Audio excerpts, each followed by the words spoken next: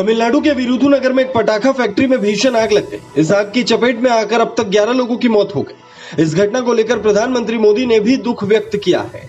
प्रधानमंत्री मोदी ने ट्विटर पर यह भी जानकारी दी कि इस घटना में मृतकों के परिजनों को प्रधानमंत्री राहत कोष से 2 लाख रुपए और गंभीर रूप से घायलों को 50,000 रुपए दिए जाएंगे। वहीं राहुल गांधी ने राज्य सरकार से तत्काल मदद की अपील की है। उन्होंने ट्वीट करते हुए कहा कि तमिलनाडु के विरुधुनगर में पटाखा फैक्ट्री पीड़ितों के परिवार के प्रति दिल से संतावना व्यक्त करता हूं। राजस्थान में किसान आंदोलन को रफ्तार देने के लिए कांग्रेस के पूर्व राष्ट्रीय अध्यक्ष राहुल गांधी राजस्थान के 2 दिवसीय दौरे पर हनुमानगढ़ पहुंचे हैं। राहुल ने यहां पीलीबंगा में किसान महापंचायत को संबोधित करते हुए कहा कि मैं आज आपको यह समझाऊंगा कि मोदी 3 कानून क्यों ला रहे हैं। साथ ही कहा कि 3 कानून लागू हो गए तो किसान तो गया, लेकिन छोटे व्यापारी भी गया। हिंदुस्तान के 40% लोग बेरोजगार हो जाएंगे। कृषि कानून को लेकर सड़क से लेकर संसद तक संग्राम मचा हुआ है। इस बीच राज्यसभा में वित्त राज्य मंत्री अनुराग ठाकुर ने विपक्ष के सवालों का जवाब दिया और चुनौती दे डाली। अनुराग ठाकुर ने कहा कि कांग्रेस और विपक्षी दल के नेताओं को मेरी खुली चुनौती है कि बताएं कृषि कानून में कहां लिखा है कि मंडी और एमएसपी बंद हो जाएगी।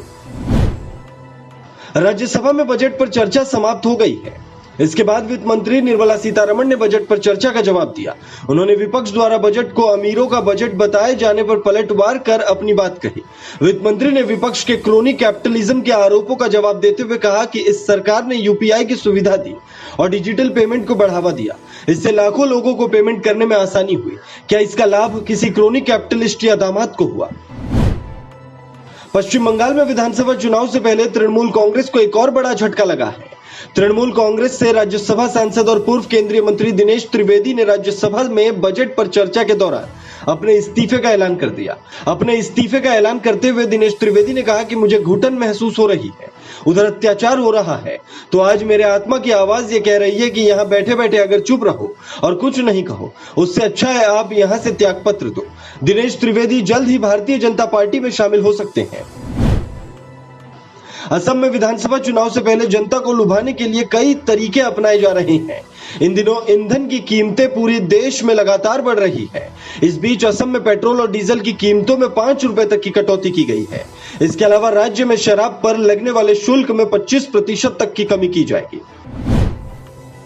देश विरोधी और भड़काऊ मैसेज को लेकर दाखिल याचिका पर शुक्रवार को देश की सबसे बड़ी अदालत में सुनवाई हुई। सुनवाई के बाद देश के सर्वोच्च न्यायालय ने ट्विटर पर देश विरोधी और भड़काऊ मैसेज भेजे जाने को लेकर ट्विटर इंडिया और केंद्र सरकार को नोटिस जारी किया है।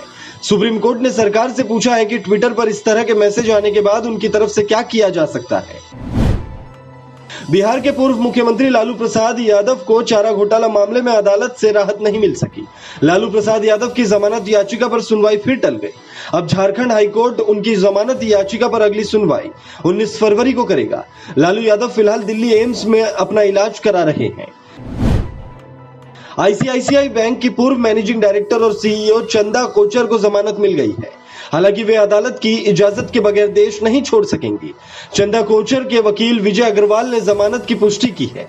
चंदा कोचर पर वेणुगोपाल धूत को लोन देने के एवज में घूस लेने का आरोप है। चंदा कोचर शुक्रवार को मुंबई में ICICI bank Videocon money laundering case में एक विशेष पीएमएलए अदालत में पेश हुए।